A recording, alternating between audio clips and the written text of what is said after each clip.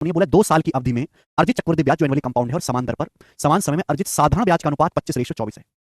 सवाल में आपको दिया है the ratio of compound interest earn over 2 साल के कंपाउंड इंटरेस्ट जो कि एनुअली कंपाउंड है और सेम टाइम यानी कि 2 साल के सिंपल इंटरेस्ट का जो रेशियो है उसी प्रिंसिपल पर 25:24 है। यानी कि सवाल में 2 साल के सीआई और 2 साल के एसआई का रेशियो आपको दिया है सेम प्रिंसिपल पर सेम ब्याज की दर से। तो आपसे क्या पूछा गया? आपसे पूछा गया उसी मूलधन पर उसी दर से, उसी प्रिंसिपल पर उसी दर से 3 साल में कंपाउंड इंटरेस्ट और सिंपल इंटरेस्ट का अनुपात क्या होगा।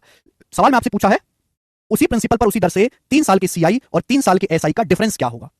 ये सवाल आपके सामने है। क्या आप ये सवाल समझे? आप बोलोगे हाँ जी सर हम क्वेश्चन समझे। हमको सवाल में 3 साल के सीआई 3 साल के एसआई का रेशियो निकालना है।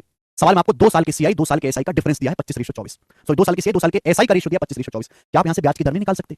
आपको बताओ अगर 2 साल में सिंपल इंटरेस्ट 24 है, अगर 2 साल में सिंपल इंटरेस्ट 24 है तो हर साल सिंपल इंटरेस्ट कितना होगा? 12 2 साल का साधारण ब्याज 24 है तो 12 24। 2 साल का कंपाउंड इंटरेस्ट 25 है तो 12 24 और 1 25 हो गया। 2 साल का कंपाउंड इंटरेस्ट 12 24 और 1 25 यानी कि 1 रुपए ब्याज किस पर मिला है? 12 पर। ये 12 रुपए पर ही 1 रुपए ब्याज मिला है। तो जो ब्याज की दर है वो 1/12 है। 1/12 या फिर 8.33%। अगर सवाल में आपसे ब्याज की दर पूछी होती तो 1/12 8.33% आ जाता। लेकिन सवाल में आपसे पूछा है 3 साल के सीआई 3 साल के एसआई का रेशियो। अब बताओ कैसे करें? तरीके बहुत सारे हैं। सबसे आसान तरीका मैं सिखाता हूं कि 3 साइकिल के लिए गोल्डन रेशियो 3-3-1 है।